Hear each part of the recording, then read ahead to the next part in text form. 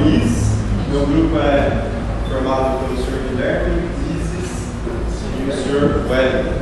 Então, o nosso projeto aí é o Empório Minas Gerais, né? Como eu já falei há algum tempo para vocês, aí é um projeto também particularmente de vida pessoal minha, né? E, enfim, é um estudo aí que é associado ao que a gente aprendeu aqui na teoria e foi desenvolvido na prática também. Eu posso compartilhar isso aí perfeitamente com vocês, né? E assim, é um trabalho bastante assim de realização profissional mesmo, assim, digamos, para mim, né? E assim, eu pude compartilhar também um pouco dessa prática que eu estou vivenciando aí com os meus colegas de grupo aqui. Então, isso foi super interessante e bem assim, eu acredito que foi válido aqui para todo mundo aqui do grupo, porque todos aí aprendeu aí, tanto na teoria como na prática, como que funciona aí um empreendimento, enfim. Então, a gente vai falar para vocês agora aí um pouco do projeto nosso aí.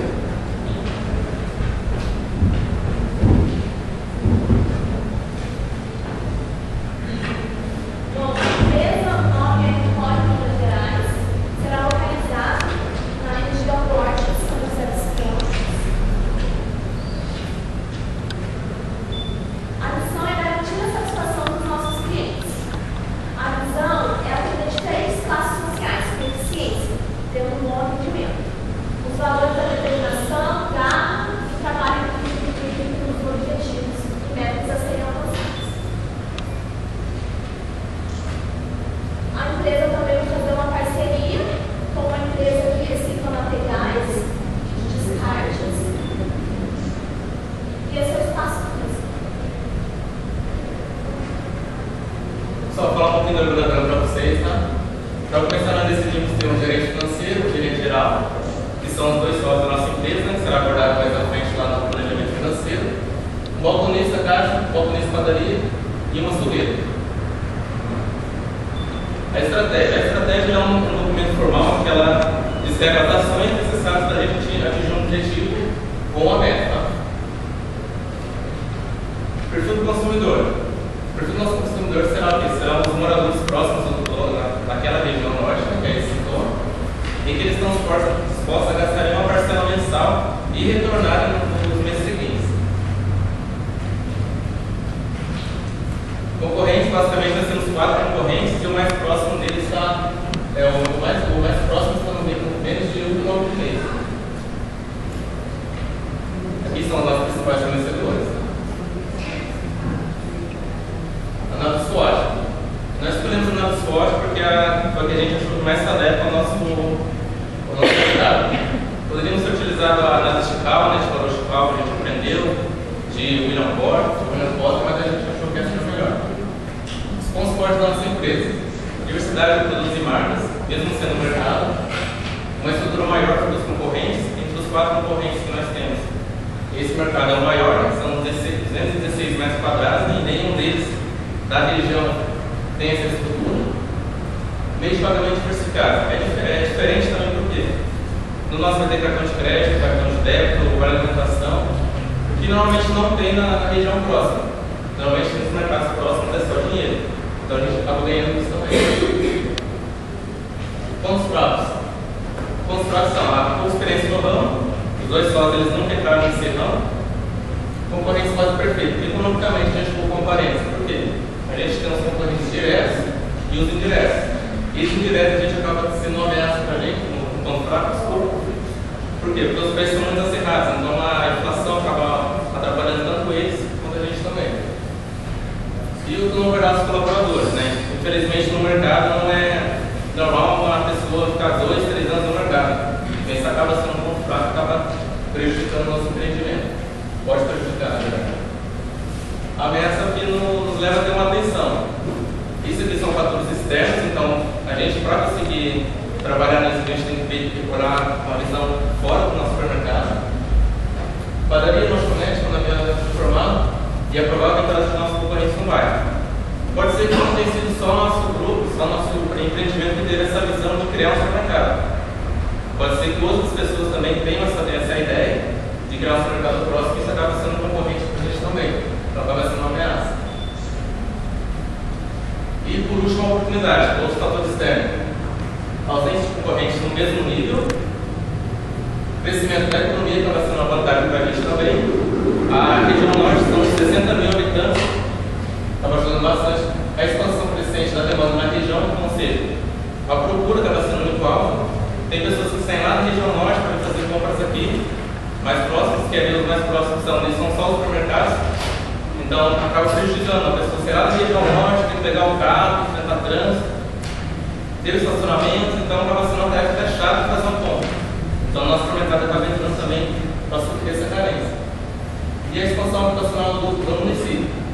O bairro de Minas Gerais, no ano passado, uns 2 anos atrás, foi muito mais faltado. Então isso acabou trazendo a população para a região local.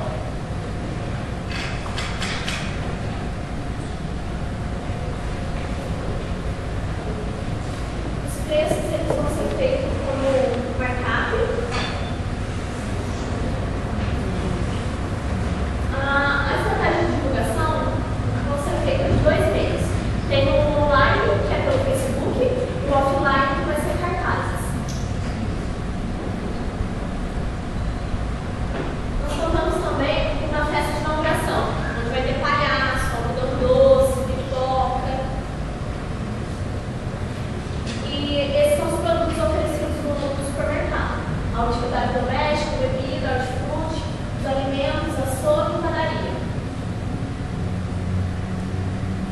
A localização exata vai ser na Avenida 2, 153, bairro Minas Gerais. É da onde dá o nome do supermercado, do bairro Minas Gerais.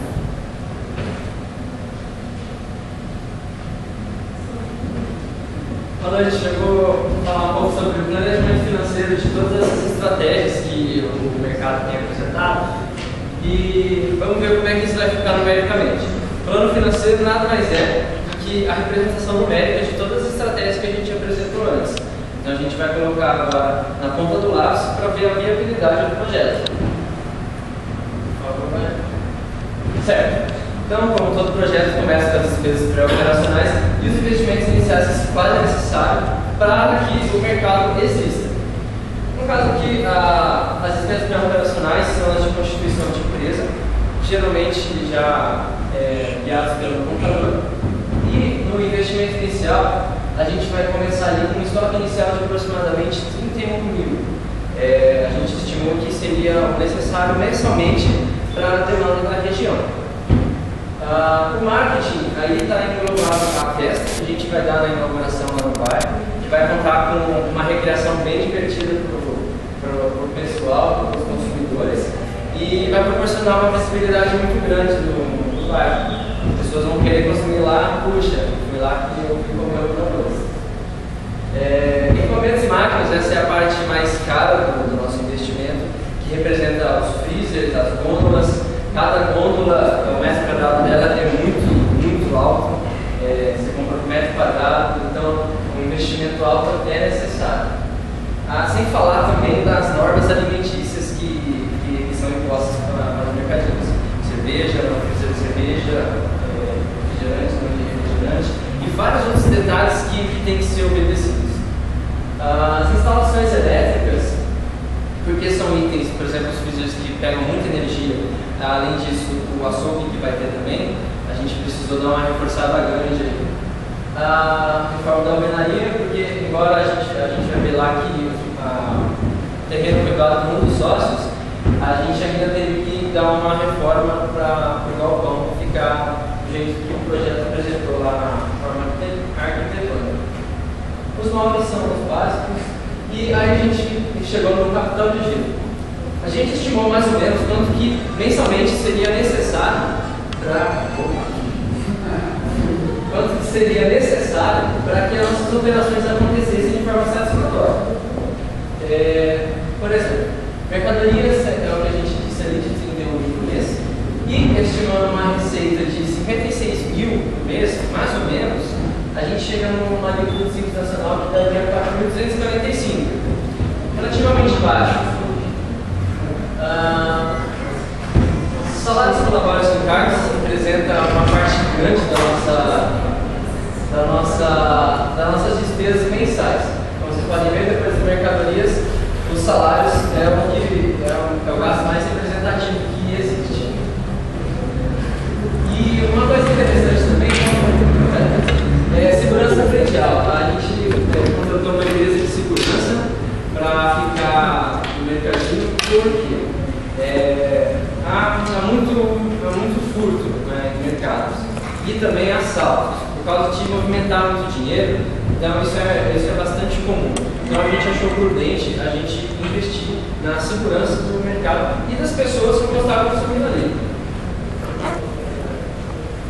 Então, consolidando todos os investimentos, a gente chega a um total de 118 mil.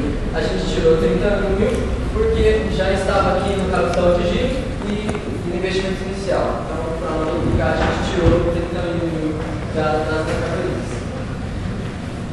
Além do investimento que a gente vai ter que fazer, os sócios estão doando para a empresa um carro e também um estilo de carro e um imóvel que é um terreno já com metade de um galpão já pronto. Então, na hora de colocar isso no contrato social da empresa, a gente chegou num total de capital social de 263 mil. Cada sócio vai ter 50% e pode passar. E aí a gente chegou na previsão de venda. No primeiro ano, a gente estima que a gente vai vender 675 mil. Isso foi uma média que a gente estimou de vários mercados que existem em regiões parecidas com a nossa. Aqui mais vai vender, a gente estima, os alimentos e depois o açougue. O hortifruti, a padaria depois e os demais atividades domésticas, como tabueiras, essas coisas vão ficar mais paradas no estoque. É claro que contabilmente a depreciação tem que ser escriturada e conforme a legislação no Brasil, as máquinas e equipamentos nossos se enquadram na linha de 5% de depreciação ao ano, os móveis de 10% e os automóveis de 25%. Esse automóvel é realmente grande o valor. O bom é que a gente não precisou comprar o automóvel, então já foi doado pelos sócios. Sobre a mão de obra, tem uma ponto interessante que, como a gente é uma empresa, mais para frente alguns detalhes, no Simples Nacional, a gente tem alguns benefícios, que não tem que pagar INSS a mais, quem recolhe é a empresa, mas quem paga é o funcionário, no nosso caso. Então a gente chega a um encargo bem baixinho para todos os salários. Como foi mostrado pelo Eric no organograma, a gente vai ter a balconista da padaria e a balconista do caixa com a mesma faixa salarial. Elas não precisam de muita competência técnica, basta ter ensino médio e por isso deixa o turnover muito alto. O turnover é outra atividade de funcionário e isso pode prejudicar o atendimento, porque um não faz de um jeito, outro faz de outro. Então a gente já está trabalhando numa forma de evitar que o atendimento seja prejudicado por esse turnover. A vantagem é que o salário é baixo e o encargo também baixo. Como elas também, a gente vai dar preferência para pessoas que moram na Vale, a gente não tem que pagar benefício de vale transporte. A gente só dá para essas duas condições no caso, o vale refeição de R$11 ao dia. No caso da açougueira, a açougueira é um pouco mais difícil de achar, como já mais especializado, a gente busca fora. Então, para ele a gente paga o vale transporte de R$6 ao dia e também o vale refeição de R$11.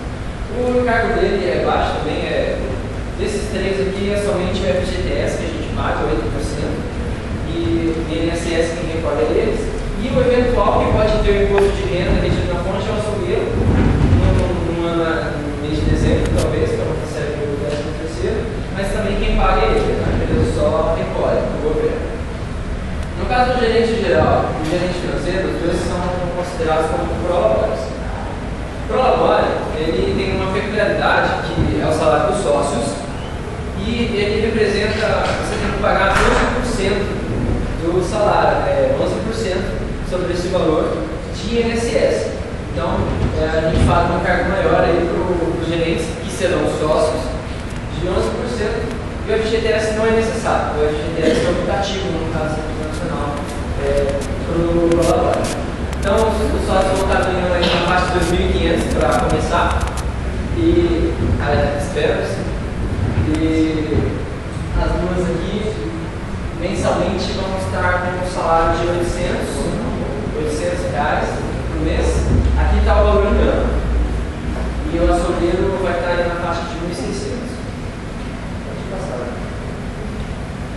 Como eu disse, a gente vai se enquadrar no Simples Nacional. O Simples Nacional oferece muitas vantagens para a gente por causa das alíquotas reduzidas. Na tabela do Simples Nacional, a gente se enquadra na alíquota de 7,25%, 7,54%, e a gente paga pequenas alíquotas, como vocês bem conhecem, de cada imposto, PIS, COFINS, o próprio IRPJ. Então, oferece muitas vantagens para a gente, enquanto a gente mantém aí esse faturamento. O inconveniente do Simples Nacional, no caso do mercadinho, é que a gente gira muito dinheiro. Então, nosso faturamento é um faturamento alto, mas de rentabilidade muito baixa. É muito apertada a nossa margem de lucro. Então, chega um momento em que o Simples Nacional ele pode não ser viável. Aí a gente vai para outra forma de tributação. Mas, por enquanto, o nosso projeto se enquadra perfeitamente no estado do Simples Nacional. Eu vou passar a palavra para o Luiz agora, ele vai apresentar as demonstrações contábeis com mais clareza. Bom, pessoal, boa noite. Então, é o seguinte, como o Guilherme falou que a gente precisa contabilizar, né, todos os nossos custos aí, despesa fixa, custo variável, se a gente precisa contabilizar, é óbvio que a gente precisa ter o DRE também. O DRE é um demonstrativo ali das nossas operações durante um determinado período. Então, todos os valores do qual ele citou lá em mencionou tem que estar aqui. Tá? Então, tem as vendas brutas, que no caso aqui a gente já fez aqui as projeções, para 5 anos mais ou menos, né, de projeção aí, está variando aí em torno aí de um ano todo de 0,5% aí, mais ou menos, a nossa receita, tá? Isso aí, modéstia à parte falando, na prática, posso dizer que isso aí é muito mais que isso aí, tá? A gente está sendo bem modesto aqui. Mas enfim, como é uma projeção e uma perspectiva, a gente precisa demonstrar isso para vocês de alguma maneira.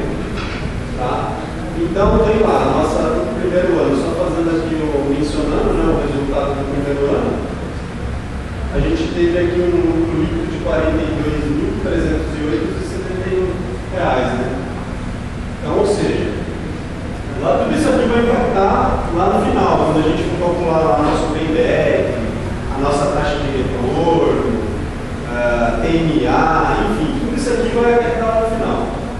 Então aqui é a projeção de 5 anos que nós fizemos aqui, e na verdade aqui está demonstrando todos os nossos custos, despesa, custo variável. Aí o nosso fluxo de caixa, aqui a gente procurou demonstrar aqui através do gráfico, né, para vocês a projeção ao longo dos 5 anos, né? Aqui os valores estimados de lucro. E aqui está o nosso fluxo de caixa. Né? Nosso fluxo de caixa, que nada mais uma consequência do nosso DRE, porque aqui vai entrar todas as nossas despesas. Né?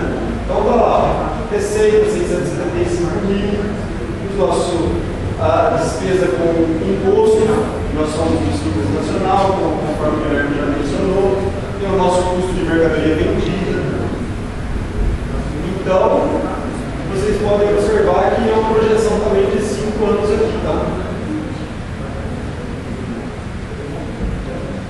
Aqui é o nosso saldo final, tá? Ao longo de 5 anos também.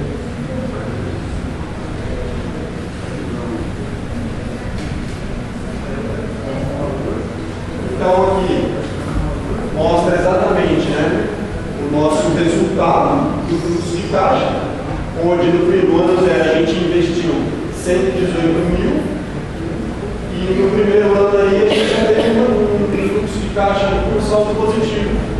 Primeiro e segundo ano, acumulando 203. para o segundo ano. Né? Eu fiz aqui, gente, também para vocês, eu quis ilustrar um pouquinho aqui como é que funciona. Por que eu quis ilustrar isso aqui para vocês? Porque o fluxo de caixa desse segmento do mercado, ele depende basicamente diretamente disso aqui, ó, tá? Depende do quê? Do nosso ciclo operacional e ciclo financeiro. Como o Guilherme mencionou para vocês há pouco tempo, esse segmento de mercado, as coisas giram muito rápido, né? Então a gente tem um giro de estoque muito alto, a gente tem uma rotatividade muito grande de produtos, né? É venda constante. Então, a gente precisa saber trabalhar certinho esse ciclo aqui para a gente poder ter sucesso nisso aqui, ó, no fluxo. Porque se a gente trabalhar certinho com o nosso ciclo operacional, que nada mais é que o nosso prazo médio de compra, o nosso prazo médio de estocagem, nosso prazo médio de estocagem aqui, ó, já até mencionei para vocês que reflete diretamente no giro. Porque como eu falei para vocês, gira muito rápido as coisas no mercado, estoque que gira constantemente. Então, o que acontece? E o prazo médio para pagamento dos fornecedores desse segmento, teoricamente, ele é muito baixo, principalmente quando a gente está começando, né? Pelo fato de a gente já não ter aí se consolidado no mercado, o que acontece? A gente não consegue muito prazo aqui para pagar o fornecedor, porque é um risco também para o fornecedor, né? Então, pelo fato de a gente estar começando, eles não dão muito prazo para você pagar, né? E aí, como que a gente faz para poder administrar tudo isso, né? Porque, teoricamente, aqui o meu ciclo financeiro depende basicamente disso aqui, ó, do meu ciclo operacional. Se eu não tenho muito prazo para pagar o meu fornecedor aqui, como que eu vou ter o meu ciclo financeiro aqui vai ser bom? Por isso que a gente tem que, conforme vocês viram o investimento que a gente fez, se a gente for parar do ponto de vista, poxa, está investindo num segmento de mercado, né, que é uma coisa assim que, poxa, você precisa ter um capital maior, então, você viu que o investimento nosso foi baixo, não foi tão alto assim, justamente por causa disso. E também, se vocês observaram lá atrás, o nosso quadro de funcionário ele é bem enxuto, né? Porque não dá para você ter um ciclo dessa maneira que eu expliquei para vocês, não dá para vocês ter um quadro de funcionário da maneira que você deseja. Então você tem que cortar, você tem que ir podando. E na verdade, o ciclo econômico reflete toda essa parte de ciclo operacional nosso e ciclo financeiro. Né? Como a gente viu lá em economia, a economia, o que a gente estuda? A gente estuda a escassez dos recursos. Né? Então, para não faltar recurso aqui no meu fluxo de caixa, eu preciso saber administrar exatamente isso aqui. Porque se eu não souber administrar isso aqui, não souber negociar prazo de pagamento com o meu fornecedor, pechinchar, saber comprar, saber o momento certo para ir lá comprar uma mercadoria, ficar atento nas promoções, enfim, se eu não souber administrar tudo isso aí, eu vou falar uma coisa para vocês aqui, ó, quando chegar mais ou menos no segundo ano aqui, nem precisa chegar no segundo ano, no primeiro ano aqui a gente já fechou as portas. Por quê? Porque se você não tem dinheiro, como é que você vai pagar seus fornecedores se ele te dá 15 dias para você pagar? Você não consegue. Então, o ciclo econômico ali é de extrema importância no teu fluxo de caixa para as tuas projeções aí ao longo dos anos. Então, por isso que eu quis ilustrar ali um pouquinho para vocês e vocês entenderem como é que funciona essa parte operacional do mercado, tá? Negociar com o fornecedor, comprar na hora certa, entendeu? Negociar mais prazo. Como vocês viram lá atrás, foi até mencionado pelo Wellington, a gente tem nossos concorrentes, né? Hoje, aí a gente poderia dizer que os grandes mercados, atacados, teoricamente, eles seriam uma grande ameaça para a gente, né, que está começando agora no mercado de baixo. Mas eu vou dizer para vocês o contrário. Esses atacadistas, eles são justamente os nossos principais fornecedores. Por que eles são nossos principais fornecedores e parceiros? Porque é justamente com ele que eu consigo aqui, ó, mais prazo para me pagar minha compra lá. Porque é eles que me dão mais prazo para pagar as compras. Então, se eles me dão mais prazo para pagar, é óbvio que eu vou comprar com eles. Porque aí eu vou ter mais gás aqui no meu ciclo financeiro, para mim poder fazer girar o meu mercado. Né? E eu não precisar pôr dinheiro no meu bolso aqui, ó. Né? Então, quanto menor for o meu ciclo financeiro aqui, próximo de zero ou negativo, para mim é melhor. E se eu conseguir mais prazo com esses atacadistas, Então eu diria para vocês que esses atacadistas eles são os principais fornecedores desses mercados de bairro. Eles não são uma ameaça, eles são o nosso principal fornecedor. Então, a nossa taxa mínima de atratividade, o que a gente considerou? A gente considerou aí a inflação, tá? Pelo menos aí 2 vezes a inflação. A gente poderia considerar a Selic também? Poderia. A gente viu aí agora recentemente que a Selic foi para 10, se não me engano, 10,5 para conter a alta da inflação, e o governo precisou ajustar a Selic para poder conter a inflação. Poderia, mas a gente, desta parte, a gente considerou a inflação. Tá? E aí, como vocês viram lá, em 2 anos, ficou demonstrado lá que em 2 anos a gente já teria retorno, né? E aí a gente calculou os meses também para vocês. Então o nosso payback ficou em 2 anos, 11 meses e 28 dias. Na prática eu vou dizer para vocês, é 1 ano e meio no máximo. Tá? Se eu souber administrar exatamente aquele ciclo todo ali econômico, 1 ano e meio eu tenho o retorno desejado que eu preciso. Tá? Mas aquilo ali tem que funcionar. Então o nosso cálculo aqui deu 2 anos e 11 meses. Bom, gente, basicamente foi isso. Espero ter ajudado a